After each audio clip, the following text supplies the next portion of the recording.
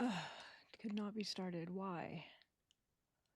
One of them says it's streaming. Is it? No. No. Hold on. Hold on. You just went live. You just went live. Oh, that's That's good. good. Yeah. It's showing you and me frozen, but that's good. It's not showing the countdown? Not yet. There it is. Oh, Countdown good. just started, but it's still hesitating. Okay. Could just be me, but anybody else wants to check YouTube, you can see what's going on.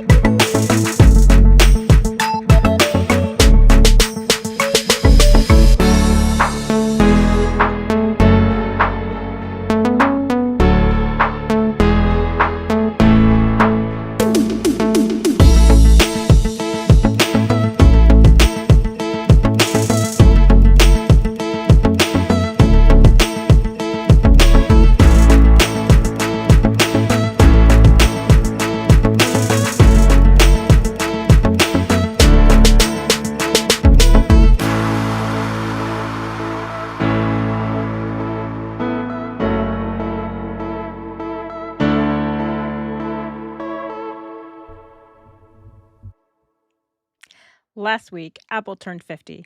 But the bigger story isn't one company, it's what computing itself has become. In 25 years, we went from occasionally using computers to living inside of them. They run our communication, they shape our attention, and quietly influence how we think. Now, AI is the next layer, and it's moving faster than any shift that came before. Tonight, we're stepping back to ask the questions underneath it all. How did we get here? What does it mean for what comes next? Welcome to the Rundown.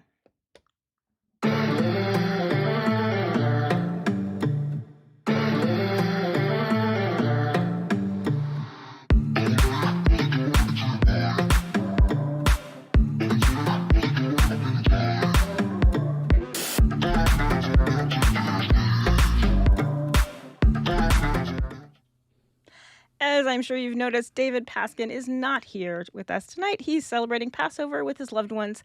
And so I'm here, slightly out of my comfort zone, as you can tell by our little bit of a late start, in what feels like the driver's seat of a very large semi truck. But we've got an incredible panel of friends. So let's make the rounds and meet my partners in chat. Tony, Greetings. how are you today? I am good. How are you? Well, I'm doing okay. I'm excited to be here because I'm excited to talk to everybody, but I'm a little bit, as you can tell, a little out of my comfort zone. Just take slow breaths. Slow breaths. You're good. I You're know. good. You get support. I You know. get support in YouTube. I You get definitely support here. feel I have support in this team, and I'm so excited. Dave Troutman, you are have had me thinking all week long because you were so Oh. excited about the Vision Pro in a way that like no one Mhm. has made me want a Vision Pro more. Well, I should buy some Apple stock here if that's what's happening. I'll just make myself available to Apple to do. I can notice you're half an octave higher, which tells me that you're nervous, and I am you can just nervous. relax. You're with friends here, and it is going to be intimidating to begin with, but we're fine. I You know, know, and we're all I do hosts feel here, and that. we'll carry the ball for you. If you I drop it, I'll pick it up and run with it. I love that. I feel definitely warmly welcomed by this group, but then also David Yeah, Paskin sat with me and Florence sat with me, so I'm getting there, getting a little better. yeah. And Um, Apple had its birthday yesterday, so it did. happy I had a birthday good time. to it. Yeah. Great. Mhm. And my friend Lois, who is much better at this than I am. I can't hear you, Lois. I've had lots of practice doing that breathing thing. I know. And it works. It really does work. Your shoulders drop, your voice It's drops, your true. your brain functions better. It's great. So all you folks at home, you got any stress? Join us.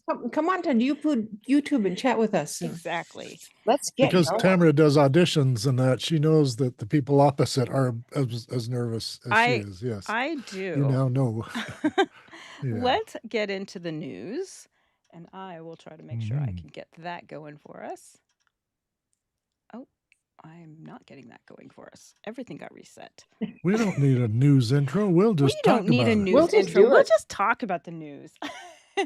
Everything Yeah. got set when I got reset. That was the problem. Our first thing we're going to talk about is OpenAI, and I actually do need that in front of me. OpenAI acquired tech talk show TBPN. And when I looked for news, this was everywhere this afternoon. And I thought it was kind of interesting because they're acquiring a podcast that talks about tech. So then they're not only going to be the ones influencing tech, but then also are the ones who are going to be able to control the media in tech. So I thought that was kind of interesting. Wanted to kind of chat about that. I want to know why Dave Paskin didn't sell us to this OpenAI. I mean, we should have got the $1 billion or whatever they paid for it because we're doing what those guys do on TBMP or whatever it's called. They talk about tech and and they pitch AI. And Dave does nothing else but show us his latest AI stuff, and we comment on it. We give it its breakdown, and we tell him how great it is, and then we get on with other things. But we're champions of tech here. And they should have come and seen us because I think we're better than those two guys. So modest. So modest, Dave. Yeah, I was curious about it because I felt like all of the things that are happening with OpenAI, they're dropping their video service because it's too expensive and all of these things. For them to then suddenly be in the business of being on the talk side of it, and it's a pretty big deal. So I was curious how you guys felt about that because I kind of felt a little bit like, why? What is the benefit for them? Well, they get to steer the ship, so to speak, in terms of talking about tech when they have their own vehicle for sharing their thoughts. I think that's one of the things that we can conclude right away. What is TBPN? What do the initials stand for? It is. I mean, I'm looking at the article, and it's always just initials. Well, it's a business podcast. T is probably business, and T for tech, and we can make P it up as for- we go. P for policy or public or So I don't is know, this product. something that is a YouTube channel, or is this something that is Yeah, I think so too. something else? It's is a the media beginning. startup. And so it was. Go ahead. No, Yeah, you go. Oh, no, it's a media startup that does technical talk. So it's basically allowing them to be the ones who talk about it and to be the ones who produce it. So it's a nice way of controlling media, which seems to be now kind of a first step as becoming a media company, which seems to be the technical steps that people go through once they're in a tech They're company. trying to do then the they- Washington Post and Right. Wall Street Journal. They just want to own the property so that they can, make sure their stories get used. Yeah. Right. Mhm. It makes it Like nobody's talking about OpenAI anyway. I mean, nobody Exactly. mentions it. It's never in the news, and the chairman never says anything controversial. So they have to have a property to make sure that people are paying attention. Exactly. That's what I thought as well. The second news story that was just, I just put it on there because of it's kind of my heart. I was watching the launch to the moon, and I've watched many space launches before, and I just felt like there was so much more access for a regular person to be in on the tech. Like I was watching the NASA channel on YouTube and listening to every single check that they made. And I feel like we've kind of drifted into a new era in, space travel where we really have this 24-hour access, where we can just go to YouTube whenever we want to and see it. But then also I felt like when just watching it go up, it was even more exciting and more just made it even like everything seemed more defined. And I did do a little bit of research and found out that this is the first time they've used 4K, and 4K is going to space and it can go a lot further and faster than it was before. So I didn't know if any of you had caught that, of what your thoughts are. I know our community likes You, that kind of thing. do you think that it has gotten so well produced with great visuals, and that maybe it doesn't feel like it's real anymore? Kind of. I will tell you one of the things that I noticed. Now, I was in 8th grade for this Challenger, um, when the Challenger exploded. One thing that I noticed about this coverage is that even on the NASA channel, they did all of the launch, and then right at the point of separation, they actually cut to the audience. So at the most critical point of the launch where something could go wrong, they actually didn't show that on camera until a few seconds afterwards, which I thought was interesting. I can believe that. Yes. That's just a courtesy to the crew. Right. Nobody's going to watch them um, leave the planet, as it were. Yeah. I also felt, I was watching it on a phone because I was nowhere near a TV. And I had 3 or 4 people crowded around me, and we could all see clearly what was going on. Mhm. And it was clear blue sky, which is gorgeous when have 4K. And it really did look sharper in HDR, and it was in HDR at the time. Yeah. So I think anybody watching it on a great screen probably had a great show.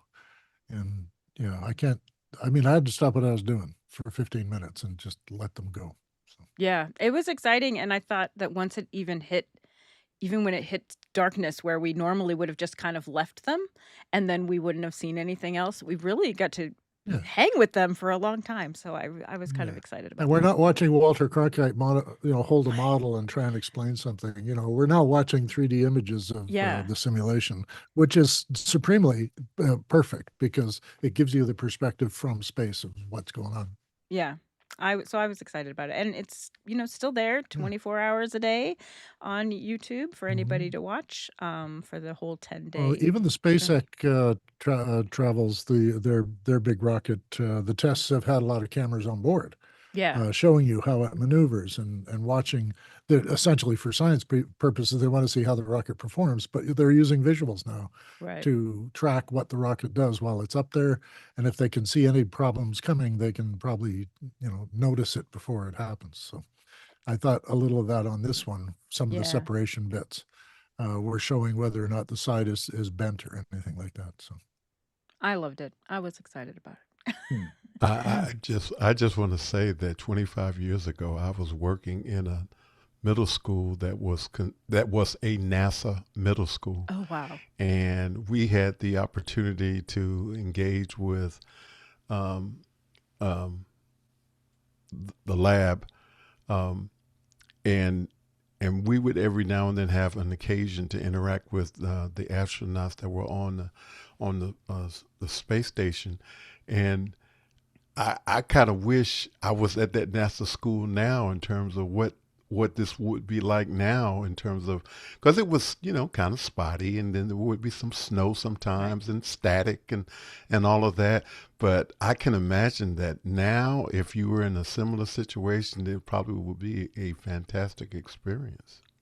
I was in 3rd grade when the first space shuttle launched, and I remember my teacher, Miss Perini, bringing in I mean, it was small. It was not a normal size TV, a little tiny TV, and we watched in this black and white little TV.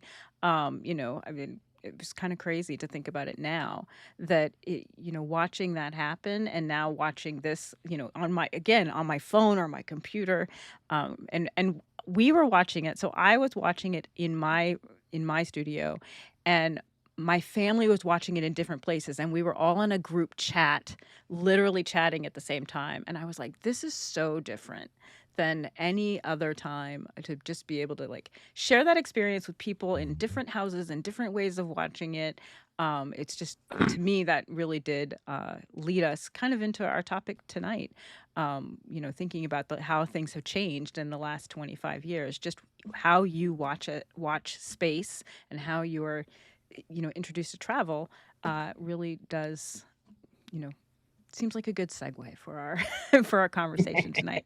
And I'm actually going to toss to you, Lois, because you came up with this topic and I love it. And you added something to the topic earlier today. So I think I'm going to just So let you take it away. thank you. So we're going to talk about, the last 25 years and how things have changed. I want to talk about the previous 25 years. So before modern computers were created, certain people were dealing with very large numbers. Mostly these were mathematicians and astrophysicists and other scientists. And it was very hard, very tedious work. Computers started out as calculating machines that could handle very large numbers. But still, they were only used by very few people who needed to crunch those numbers. And then the spreadsheet was added. And suddenly, businesses found computers useful. And then when the alphabet came into being involved, suddenly there were things that were possible: notes, letters, documents. Things became easier to create. And once it had a memory, computers were wanted by everybody. And then you add in the new form of communication, email, and the world shifted again. So uses for computers have exploded. And while the hardware continues to evolve, the software is a real game changer. It changed things from everything from manufacturing to secretarial work. Automation, that is connecting computers to other machines, affected workers everywhere. And many people had to either learn new skills or change careers entirely. And that brings us up to the point where we now have personal computers, individuals, iPads, iPhones, all this stuff. We have watches. So the first 25 years were changed things a lot, but the last one really did. So I'm going to toss it back to who wants it. Dave, you want to take it next? Sure, I'll talk about how we feel about computers. Mm. We used to think about them as, machines, but now we have a relationship with our devices. We cannot leave home without our phone. We cannot not wear our watch. It it will come to the point where the computer will disappear essentially, and it will be all over us. It will be wired into our clothing or listening to us through our glasses, and it will be in the room all around us where the room is always listening. The room is always listening. But I, I have heard people talk passionately about their discovery of computing and talk about the passion that developed when they started learning to code, and the possibilities started to mushroom into large possibilities. And I think that is what is changing us in our interaction with these terrific devices that can do so much that our imagination can imagine, and then help us to visualize or communicate or convey or even engineer new things, because the crunching that you talked about earlier has become very smooth and invisible. All of the number crunching that's going on to keep us doing the show right now is phenomenal in terms of the 25 years it took to get here. We've done a lot. You brought up a lot of different things where we've gone from wearables, we've gone from like having a computer on our desk to having one in our pocket to having one on our, I look at my Apple Watch, which I was a late adopter to, and I'm like, how would I live without this? When did computing stop becoming a tool only and like started to become a lifestyle? Because you're right, we can't go anywhere without, Yeah. being attached to this When it stuff. became fun, computer gaming kind of made it fun. But even just ordinary stuff was now fun to do. I could do desktop publishing now, and I didn't Right. have to rely on another graphic artist to do my drawings. I could come up with stuff myself. And in audio, the quality of audio improved. And when we got CDs, I mean, it was all because computers came into the studio. Because computers are in our TVs now, we're getting 4K HDR and 8K sometimes. So in the sense that, all of this is because we just miniaturized everything. We learned how to make transistors do all the running for us. And of course, with the software that Lois has mentioned, now we're going to have invisible agents doing little tasks for us and running around the neighborhood, getting stuff done for us, picking up our dry cleaning and making sure that the car is not over in the parking area, getting a ticket. So all of those things we used to do ourselves now are digitizing, and everything's as Nicholas Negroponte talked about everything going from atoms to bits. And we are slowly changing the whole world into bits everywhere around us, all around us. All of these atoms behind me are now going to go virtual and become bits. Of course, they're becoming bits just for you guys to see them, but it's that transformation that's happening. I also think it's given us connection. Yeah. The Wi-Fi started giving us, one-to-one connection, then cellular gave us multiple to multiple. And now with the internet being so widespread and broadband being so widely adopted, and with, I mean, even outside of the USA, the internet is a giant thing, and people are able to introduce each other, and it's becoming a thing. And of course, office hours, the manifestation of a whole Right. new type of community, a community that never existed before. I love that I you. think the email was the one of the biggest changes because it shrank the amount of time between a letter and a reply. And so suddenly, with instant communication, not only did you get the messages faster from the people you were writing to, but you got a lot of stuff that was unfiltered. And that unfilteredness, I think, changed our societal norms. Yeah, you mentioned uh, Dave, that it became fun, and I think I agree with you, Lois. It became fun for me when it became when email. I mean, I kind of came of age at the time that email became a real thing, where it became an everyday person's thing. If you were entering into the business force at that time, they would send you to email classes. And there was a whole the generation above me did not know at the time how to do any of the functions. It was like your assistant did, and if you needed to attach a document, they just said, "Oh, my assistant will attach that for you. We'll send that to you."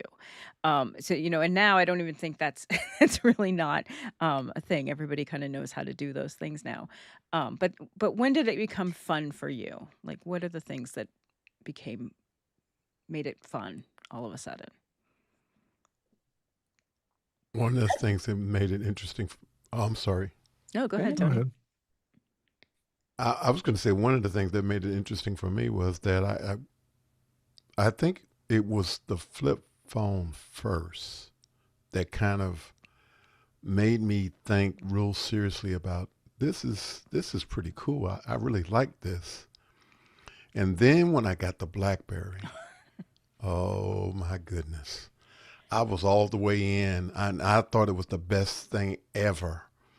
And I'll be transparent and say that when the first iPhone launched, I said, I'm not going to that. I'm going to stick with my BlackBerry. I'm going to keep no place. I got my keys on my phone and I can do what I need to do. I'm going to stay with I the BlackBerry. How I long did that miss. And last, Tony? to the 4S. Tony It and I are lasted to the exactly the same. 4S.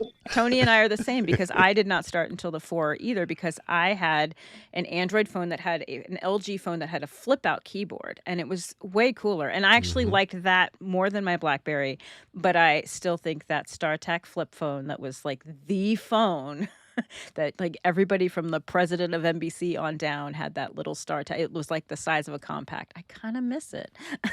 Now I carry this Mhm. big computer in my pocket. But I'm like you. I didn't hit the iPhone until the 4, and that was because I got an iPad and they started sharing with each other. So the other thing that I think for me, a lot of things made it fun for me, and terrifying at the same time. But really, COVID did change things for me in terms of tech. I've always been like tech adjacent, but the idea that we could connect with people around the world was uh, so impactful for me that that's when it became fun. That's when it became like, you know what? I'm going to try doing these things that I'm uncomfortable doing and, continue to do that obviously today. So I do think that's when it became fun. One of the questions that is For oh, go ahead. for me, fun. Um, I'm a little. I'm not quite normal, so I enjoy and have enjoyed for many years figuring something out and then going, oh, look, you can do this, and teaching it, Right. telling about it. So when COVID hit, all of a sudden everybody was indoors. We couldn't go to the senior center. We couldn't have our exercise class. We couldn't.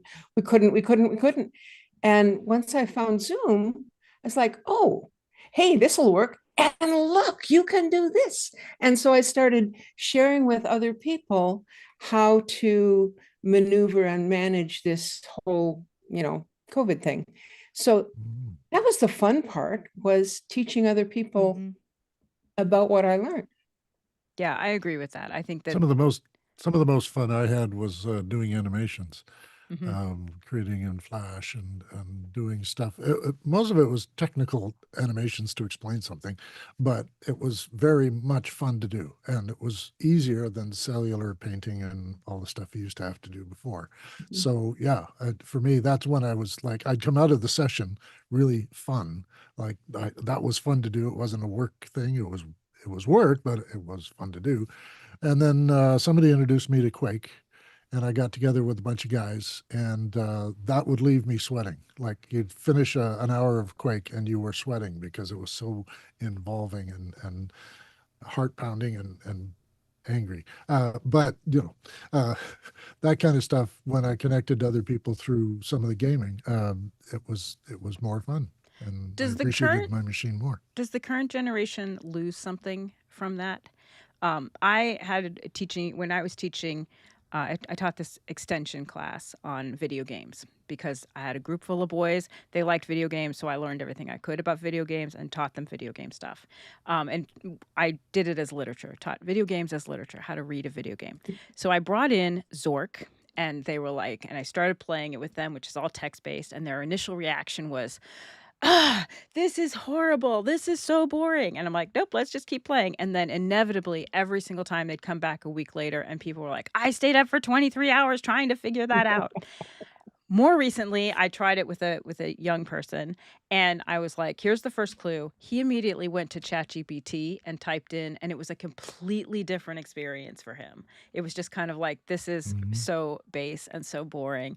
And last week when I was working on something, I had this experience where I worked on something and then I was so excited that it had been successful. And then when I went to the beta testing phase to try to scale it, it was completely not successful. It was completely like, it won't work. I'm going to have to start over again, but I now have new information so I can go down that way. And I was thinking about it, Mhm. the doing and the success of the first feeling that it had been successful far outweighed the feeling of defeat that it had not been successful. It actually made me want to continue on. And I wondered if Mhm. young people coming up will miss out on that experience because it's not about discovery anymore. It's about, you know, just being there for us all the time. It's about buying the thing Hmm. rather than finding the maker who is going to make the thing for you. Yeah. It's a commodity rather than a valued object. Yeah, I'm Mm. reading the Apple book, the David Pogue book, which is amazing. And it is so fun to just go through the discovery of all of the failures and just how much people just had an idea and they were given the access to do that idea. And it has made me kind of a little wistful and a little sad that we are living in a way where I think that that's not as exciting as it was, like, buying an Altair that you had to put together yourself, that had lights that went on and off and then, in a pattern that you program, but not much else. So, I think it does make me kind of wonder if we're hitting, if these last 25 years are now giving us all this access to things that makes it so that there's less, not just less discovery, because I think there's lots to discover always, but more of a, like, less of an urge to discover for young people. Do you think there's more fear of failure than there used to be? I definitely think there's more fear of failure. I think we are raising kids who are told from the time they enter school how they are not successful, and that, how they are not meeting standards and how they are inferior in some way, that I not only think it, I see it in the young people that I have, that, that intern for us, that come in as PAs. We have to sit with our teams and we say, listen, your job here is to fail. When we want you to fail, we want you to fail like going really fast and just running into failure. And we're going to do it in front of you. We're going to show you that we're not going to be successful, and we're going to be really transparent. And we are. We sit down and we're like, hey, I made this decision and it made all these things and it probably wasn't the best decision and I could have done it this way. And now I know something new. And so we really structure our theater company in a way where people can come and grow through failure, but they're terrified of it. They're terrified of it. And every time I'm like, guys, you're missing out, because if you're not willing to take risks, if you're not willing to fail, then you are really going to be missing out on on succeeding and on really growing. And it's a I had someone in the last conversation, one of the girls was like, no one's ever talked to us like this before. And I said, Well, yeah, that's why you got that's why Tamara you're here. here. Yeah. You're here to, you don't have to love everything we do. You have to understand that you're not going to love everything you do in life, but you have to be willing to not be successful. Mhm. I think I, that go ahead, Tony. I think there is another side to that coin though. And what I would say is that I think that in some ways they will be able to leapfrog some of the things that get in our way in terms of, Hmm. this older generation. I think that they will begin to maximize the tools that they have at their disposal, and in some ways be able to just move past to a different thing, and that their challenges will be equally challenging to them as if our challenges were challenging to us. I just think that they'll have a new set of challenges, and that, Yeah. the human race, I think, is, constantly evolving, and we are integrating this technology in such a way, and it's the speed that it's changing. You know, everything since we all have sort of talked about the fact that COVID really pushed us technology wise into the stratosphere, and we are still benefiting from the technology push. And so I just think that yes, they will not have to deal with some of the things that we have dealt with, and the challenges that we had to deal with, but I think they will have their own challenges that will push them. If you were in the classroom still, Tony, what would your advice be to young people?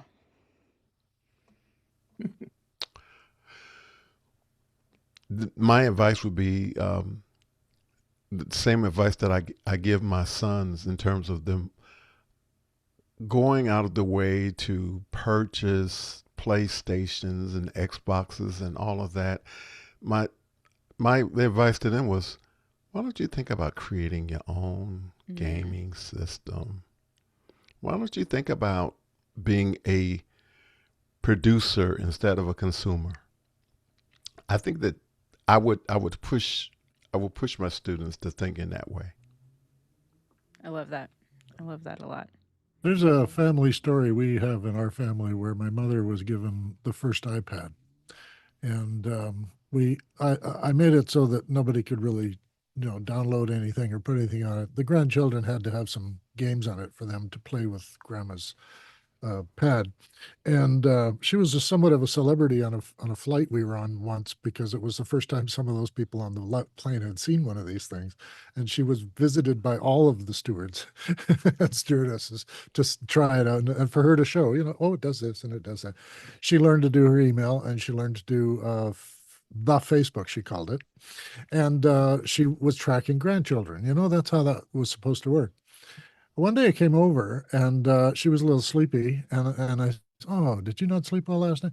"Well, actually, Dave, I didn't get to sleep till 3 o'clock because I was playing with the train and lost track of time." And then I knew she was having fun with it. So the sense that people are going to discover things, I get what Tony says: make something. Uh, my son is an engineer; he's a mechanical engineer, and for his work, he has to work with a 3D printer.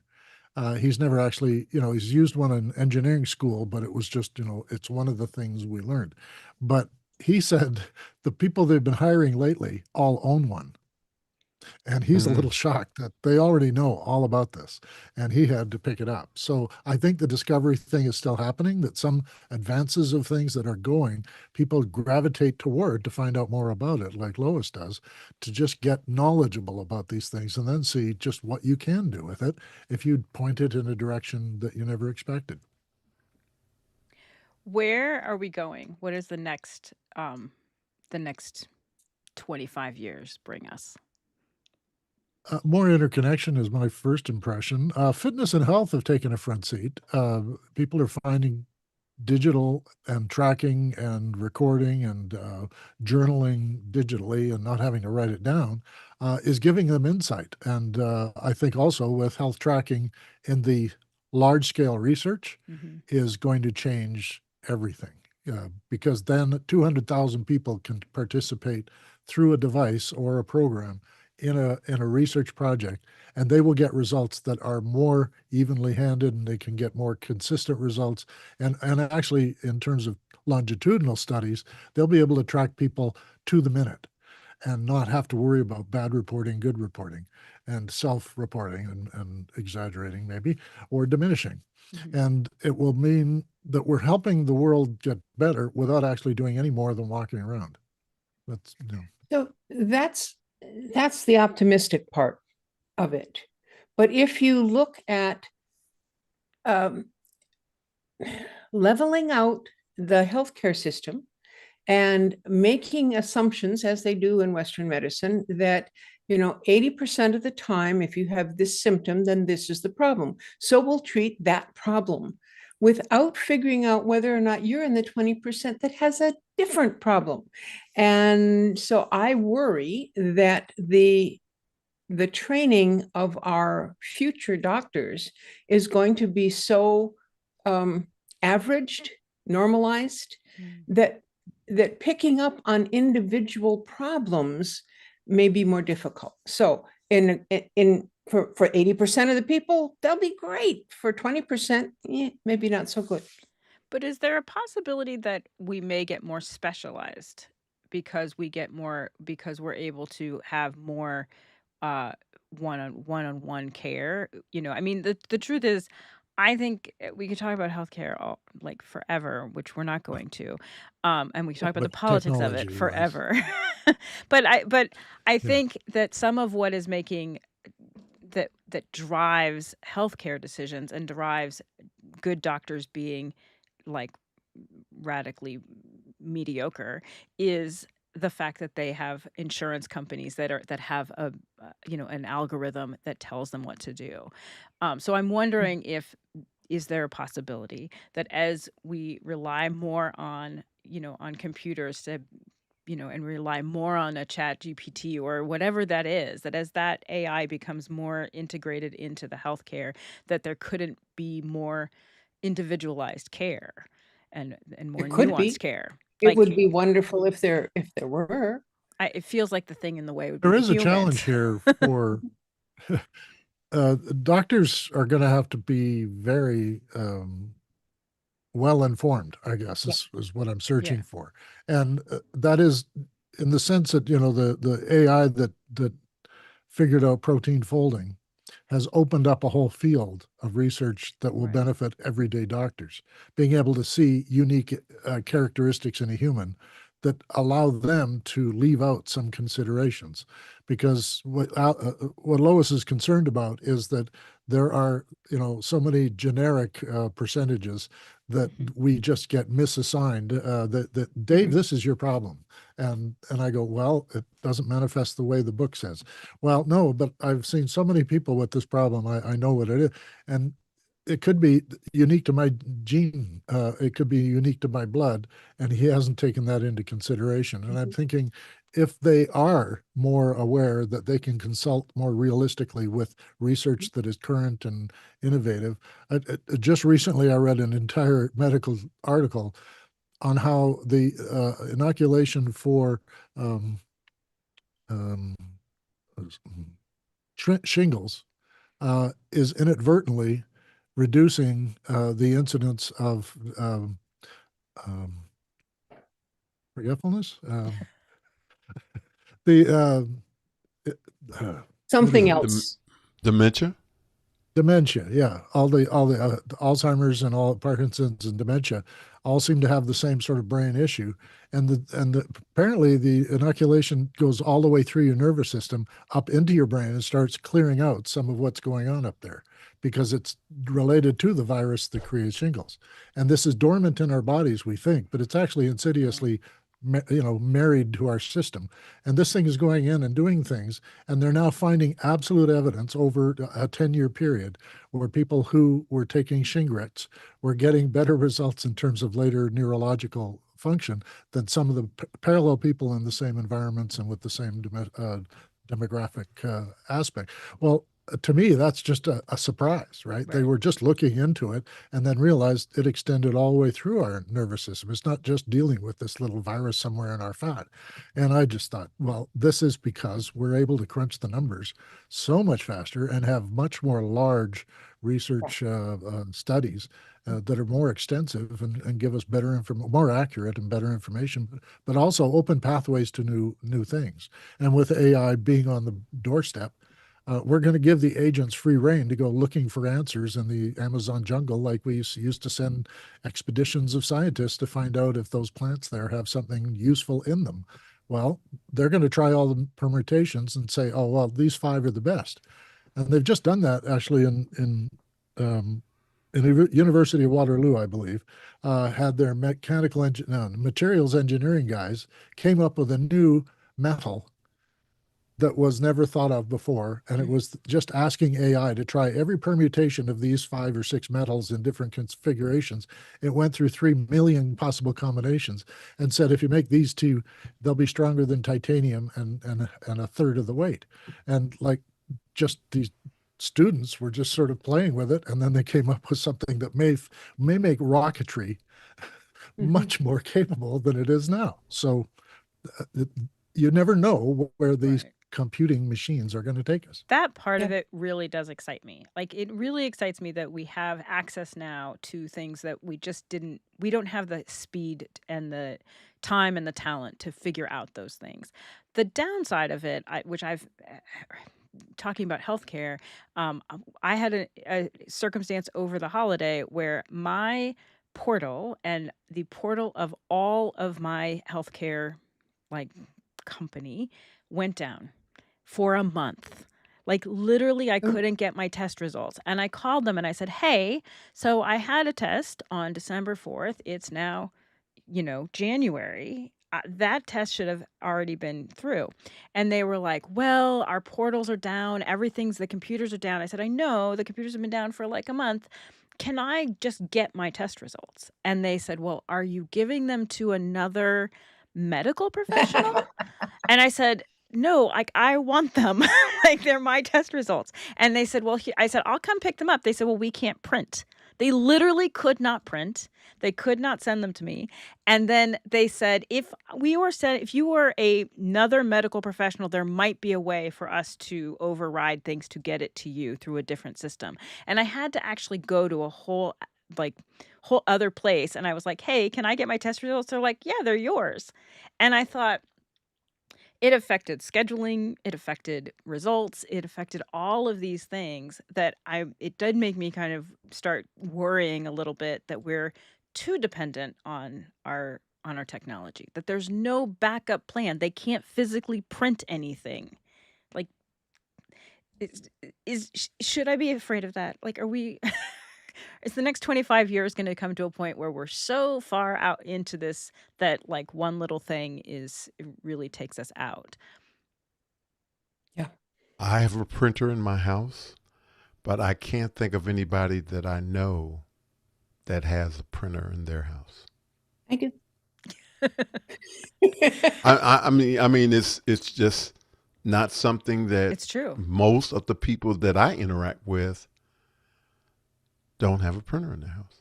Do they Well, have computers? They have computers. and I And say with I no have a printer. printer, but I had to go to Staples to get paper for it, and I came back and I'm like, "Great, I'm gonna print these set of documents that I need," and I didn't have a printer cable. My printer cable is in one of those piles of those bins of cables that probably we all have, or at least I have many, many cables. It's in there somewhere, probably multiples. It's not hooked up because I haven't needed to print in a long time. So I agree with that. Well, I just have to pass along that Tlaloc Lopez Waterman has said, "Is this an episode of The Pit?"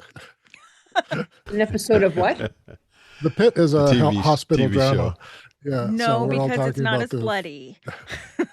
Oh, okay. Exactly. Well, we could fix that. I could do a prop here. Just give me a minute.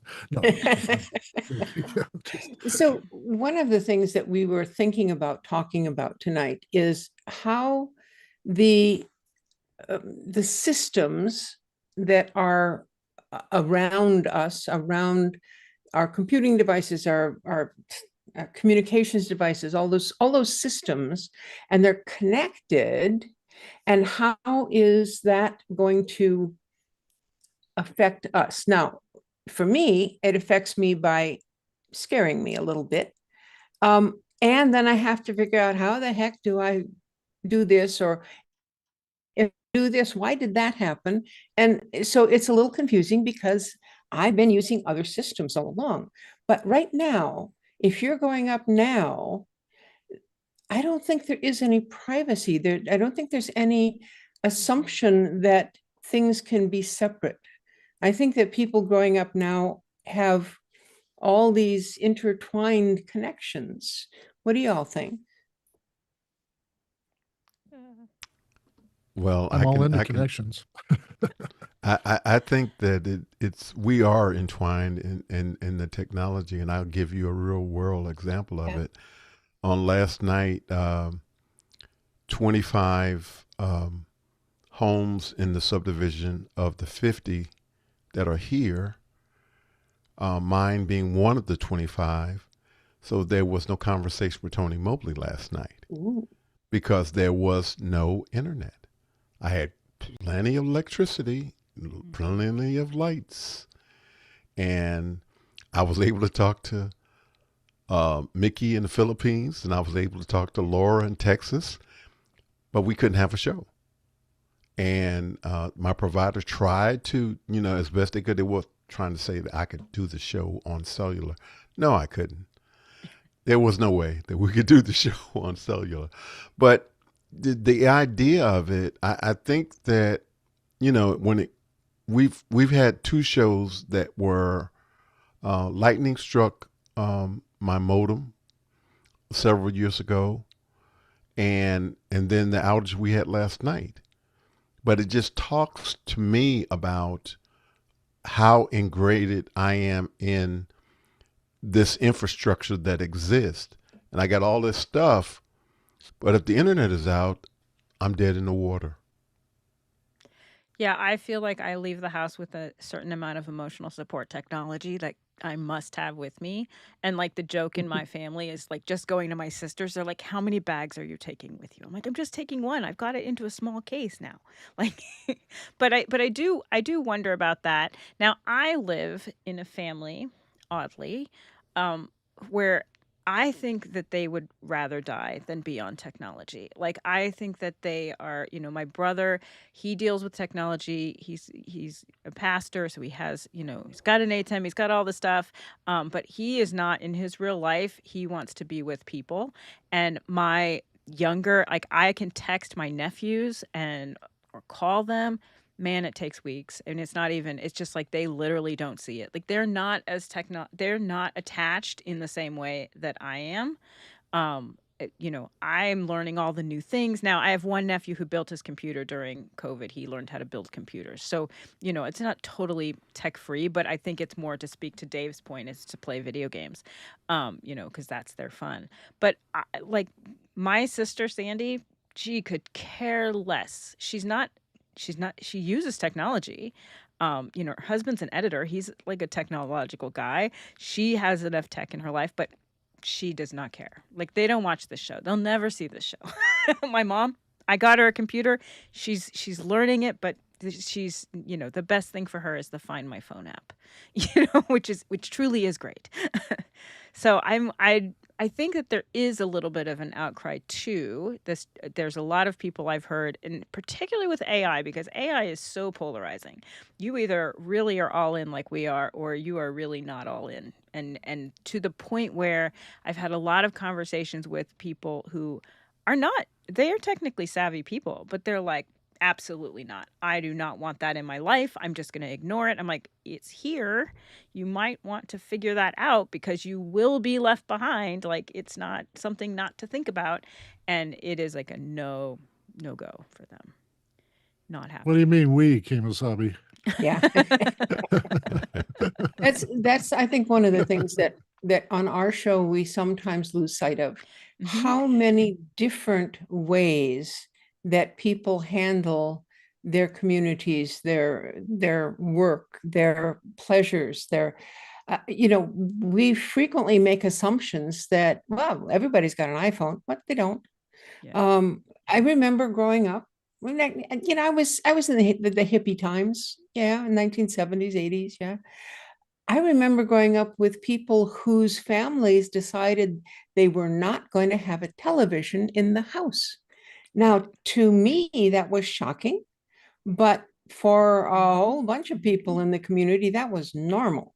And so I think that our assumption that the technology, the computers, the watches, the iPads, all that stuff is ubiquitous is a little bit presumptuous. So I think there's a wider range of accessibility, whether it's ability to access or not wanting to access. So let's be mindful that even though we are changing and we see technology changing our society, there's a lot of people out there who are resisting like crazy. I think we also make the assumption that young people are digital natives and therefore they can do a lot of technology. And in fact, the generation that we have now have had one technology, which is Apple, which is an iPhone. And they have not done what generations previous to them have, which is learn a new technology and then a few years later learn another new technology and then a few years later learn another new technology. And I find when I'm dealing with a lot of people, a lot of young people were like, they're digital natives. They know what they're doing. They don't have even some of the most basic computer skills that I would have thought they would have had. So I think sometimes we do make assumptions that everybody is kind of on equal footing, because in our community, like in my community, I'm the low man on the totem pole. I don't know what's going on. So I feel like that is something that we also assume that isn't helpful. There are digital deserts Hmm. that exist, and one of the challenges that I'm dealing with, particularly with the House of Worship that I'm working with, is that I'm constantly pushing them to make sure that when we're doing virtual experiences, that it's smartphone friendly, Hmm. because most people, somebody might not have a computer or an iPad, but they might have a smartphone. And so, that's one of the challenges that I think that people who are creating content need to be made aware of, that they want to make sure that whatever that they're doing that it is smartphone friendly. And that's one of the things that we have to think about. And the we are outliers in terms of, you know, eh, Dave has a Apple Pro that he's going to be playing with at some point, and you know, Don't go and anywhere we all without it. have more than one computer, and we've Right. got lights, and we got these microphones, and we got all this stuff, but we are not regular people. Right. And For sometimes, We weren't sometimes regular I yeah. think people we before forget. we had the stuff, Tony. That's right. Before the computers, I was not Be, regular either, yeah, you know? Yeah. yeah, Yeah. We that's have true. That's found our true. people But here.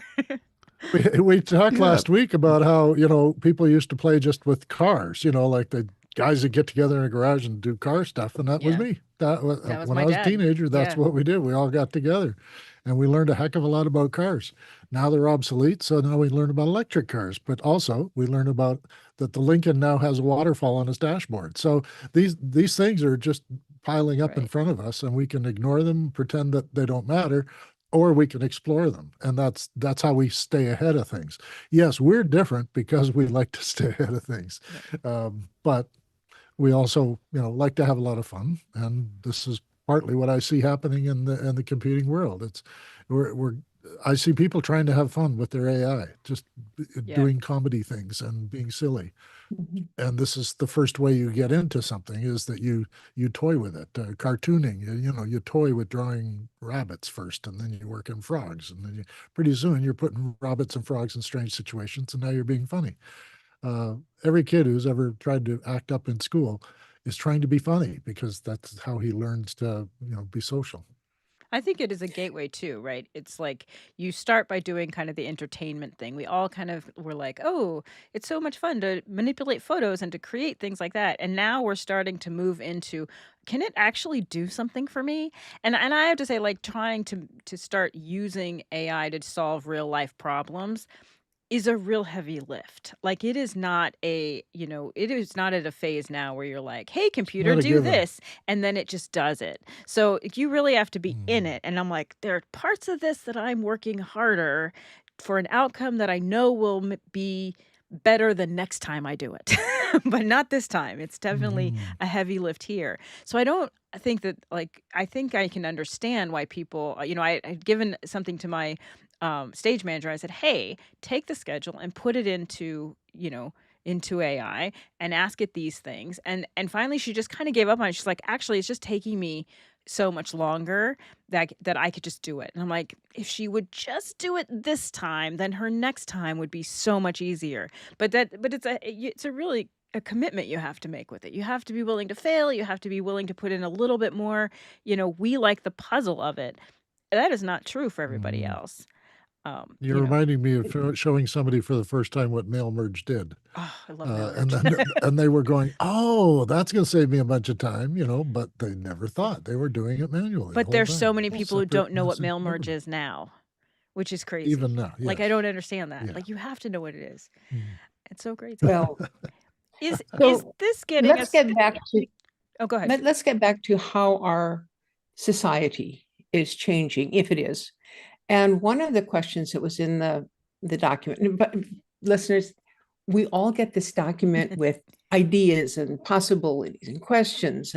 And so sometimes one of them will just strike you and you go, oh, we got to talk about that. And so the two that struck me were what we have the ability to externalize our memory. That is to say, we don't have to remember things. We just now have to search for them. And so our recall Mhm. is that lessening? Is that going away?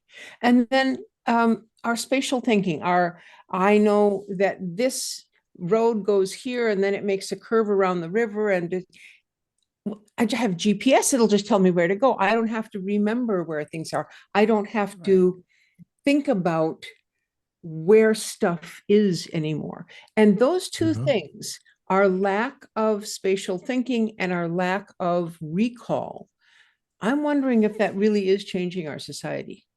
Well, it isn't because in the pre-literate times when people could not read and they didn't use maps, they had a mechanism for navigating, which was to tell a story. And it was the story of a journey that involved seven of the saints in Catholic tradition. And then you followed the saints one, two, three, four, five, six, seven, and it got you to the town.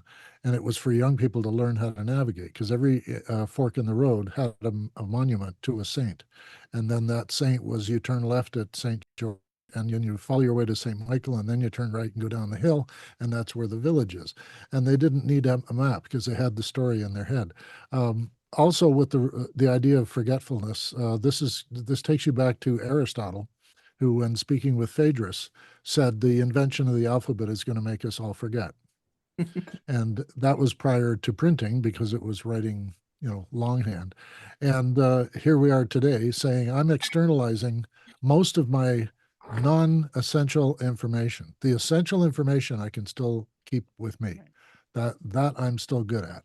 But when it comes to the non-essential, like which person was in what movie, that's trivia.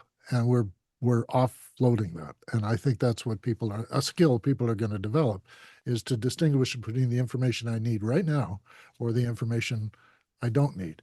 And if AI can help us distinguish with what information I really need now, because it understands who I am and what I do, then we'll have that helping us and we won't need to remember. But also, we really don't need to remember, which movie Right. actor worked in which movie or how many, what is it, 6 connections to somebody. 6 degrees of separation. There we go. See, To I could Kevin not remember Bacon. that. And I don't need to remember that. That is Right. not a thing I need to remember. Yeah. I mean, And it You gets guys us help back, me with that. and then Yeah. it gets us back to fun. Right. So Yes. I remember a lot of things about a lot of birds. And I've had people say to me, how can you possibly remember all that? And then I see Don Shore. He's my partner at the Dave's Garden Show. And he knows all this stuff about plants and chemistry and all this other stuff. And then I see the neighbor next door, he knows everything about cars. And a Right. truck Yeah. can drive down the street and he can tell you what's wrong with the It, engine just by listening. yeah. Just It's by like, listening as it so goes by. what Yeah. interests you, what makes your life fun, what is something that is Where your passion is. Yeah. important, where your passion is. Yeah. It might be that you have a job where you have to know X, Y, or Z, but everybody's got something that they Mhm. like to remember. Well, and Yeah. And I also was talking to a we 5-year-old who's memorizing all the Pokemon. right. And there's 250 or more now. And my son memorized only 180 of them, but apparently now there's many more. And the kids memorize them and all of their features and of benefits and drawbacks and weaknesses. And it's a whole passion they have to memorize this stuff without ever asking the question, why do I need to know this? Well, because it's fun. I think too, everything has a little subculture, right? So I remember when I started ice skating, which I started ice skating as an adult, and I found out, I don't know why it didn't occur to me, that Olympians don't train on a regular session, obviously. They train at 5 o'clock in the morning or on freestyle sessions. And you'd go at 5 o'clock in the morning, which was my favorite session because barely anybody, lot less people skate on that session. But you'd go to the rink, it's dark, and all of these little girls and adults and coaches would come, rolling in with their little rolly bags of all of their skates and all of their equipment. Mhm. And it's always like there's this weird subculture that you don't know. Every single thing has a culture of people to get together. And the one thing that I think, I learned very distinctly in, IRC chats, but is even more prevalent now that we have Zoom, is that you can find your people. Your people do not have to be in your neighborhood. They can be in a neighborhood all around the world. And I think Mhm. that is definitely an impact that is so different from, Yeah. from when I was growing up. Mhm. Do you think I that's got to see going to Kurt get, Browning. I know. I got to see Kurt Browning because he came to my niece's skating class. She was a figure skater in Nice. training at the same place that he taught. And he came to the kids' program once and had a whole session with them, and they were just little girls over the moon. It's Kurt It, Browning right here. They didn't learn a darn thing that day, but they got to meet Kurt. Yeah. I've do you done, What do you go ahead. think that we're going to continue in this direction, or do you think that everybody's going to have their little subset of things they memorize, and we'll just have lots of different groups? Oh yeah. I don't know. Hey, I, Tony. I, All different groups. Yeah. I just want to say that I'm probably not like you guys where I remember everything. And my one of my good friends is called Apple Notes, and I put just about everything that comes Yep. across my mind as being And it's significant extremely searchable. in Apple Notes. And what's really interesting for me is that if I think that this is more than really something that I just need to have a note for, then I will pin it, Mm. and I might even lock it so that, if someone has access to my notes, they don't even see it. But the beauty of it for me is that if I put something in my Apple Notes, then it's on my phone, Yep. it's on my iPad, it's on my computer, and I'm happy, so happy that, if I'm working on a sermon, I could be doing it on my phone, Hmm. and then I can do it on the iPad, and then I can do finishing touches on the Mac. And I don't know how I guess I walked around with a whole lot of, I did walk around with a whole lot of notebooks. I did, Yeah. but I didn't have to just start to put what I want to find in my notes. I didn't have to just start to type it out what note I wanted to see, and it's there and it's with me regardless to where I am, because I always Hmm. have my phone with me. The phone is always with me, and so I I think that, as first, I don't know how many notes that I have. I'll be transparent to say I really don't know how many notes I have. I don't But I either. do know that those things that, like I said, those things that are important to me, I will pin them, and they're right at the top of when I open up Apple Notes.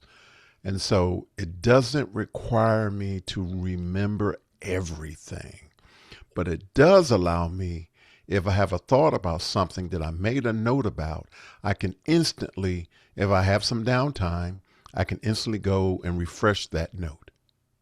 Yeah, And you that live app is amazing. inside your computer. I mean, the computer is not something sitting in front of you. It is, you are immersed in the middle of it. Whatever direction you turn, you have access to the stuff that you've offloaded and put in there. And I think you are the perfect example of what has happened in the last 25 years, Yeah, that absolutely. you can touch all that stuff almost instantaneously. And that Mhm. wasn't the case 25 years ago. I love my Mm. Notes app, but there is one page in my Notes app that has cost me a lot of money, which is called Office Hours Notes, Oh, those where I recommendations. Oh, those Yeah. diligently, for several years before I even met any of you, took notes, and it's cost me a lot of money because it's I have a still list of all the accessible. stuff I bought on my notes. Yes, I have all the lists there with the tabulation of as it accumulates. Yes, Exactly. I I'm gonna butt in here with a special announcement on the Vision Pro. I'm going to do it, I think, every week maybe. Uh, one of the things that just came up recently in Vision Pro is called Flight Ready, and it's a immersive visit to the Nimitz aircraft carrier, and Oh, it wow. is mind blowing. People who've seen it on Reddit are raving about it. People are freaking out. It's a jump scare kind of thing because you get to fly right off the front of it on a jet, and it's like you're really in the cockpit. It is so amazing. It's 15 minutes of what life was like there. You get to see all their little interviews and everything, but it is so compelling. You have to see it about 5 times before you catch everything.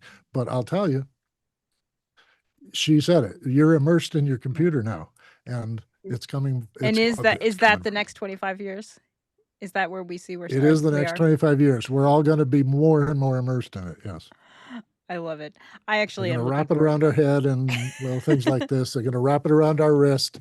We might even get something wrapping around our waist or something and telling us that our heart is dying, something like that. But, and heck, maybe there'll be a, a defibrillator built right into the shirt. I I heard someone who was like, "Oh, well, you'll Recognize be I'm putting chips in your head, and you're like, what? No. We But just it's might. not We just impossible, might. right? To help us sort of stay on track. Yeah. Yeah. A lot Last, of what we're talking about now sounds like a lot of the science fiction stories that I've read over the years. I love it. And Mhm. the possibilities are are so amazing. And I think the reason they're so amazing is that humans, people have the capability of thinking, what if? Hmm. What if life were like this? What if that happened? What if I could fly? What if? And if you read those science fiction stories, you'll hear some of the thought processes of people who are creative and doing that whole what if thing. And I think that's what has bumped us in the last 25 years is people going, oh, gee, that can do that. I wonder what happens if I make it do that. And Right. I think we're moving. thinking about the space travel, the best description of a spacesuit is in How Have Spacesuit Will Travel by Robert Heinlein, and it happened Mhm. before anybody needed a spacesuit. And I think that as And the long people who Mm. made the spacesuit probably had read that. right, well, he was Mhm. also part of the people who like helped develop the spacesuit. So I think that's true. As long as we have storytellers and we have people who can ask that what if question, then I think we're going to be okay. Humanity survives. We'll Yes, probably be that's right. okay. One of the last You questions I know, want to ask about. Oh, go ahead, Tony. I was just going to say, we are living in science fiction. Hmm. You know, I can raise my wrist and I can say, calling Dick Tracy. And when I do that, for some people, that was inconceivable Unbelievable. that Yeah. someone that could actually p- go to their wrist and actually make a phone call or do any kind of communication. And so they, I, you know, we talk about 20 years ago, we had the flip phone, and that was, as somebody said in the chat, that was the communicator on Star Trek. And so, who's to say that the transporter is not going to be available to humankind in the next 25 years? Who's to say? Mhm. What is it Because that you're waiting these things for? that are impossible Yeah. now were impossible before are now possible now. Mhm. I would like my jetpack and my RoboMaid. Those were my unpromised I'm things. happy where we are. I don't have an urge for any particular thing, though I'm sure something nice will come along and I'll go, ooh, that's cool. I wonder what I can do with that. We had a really good discussion tonight, but we didn't touch on all of the changes and all of the society that's coming and going and what's happening in the future. And you know what? I think we're going to have to keep We're doing going this to have to show. keep coming back. We'll have to come back again. Yeah. Alrighty. Well, that is our show for today. A huge thank you to this incredible panel. You guys make me so just happy to come here every Thursday, but also just your warmth and support is always amazing. And it makes the rundown worth showing up for. David will be back next week, but tonight, if we got you thinking and you want to be part of the discussion, find us on Discord. We'd love to have you at our table. If you're celebrating Passover or observing Holy Week and Easter, we wish you a joyful and meaningful holiday. And thank you for joining us. We'll see you next time on The Rundown.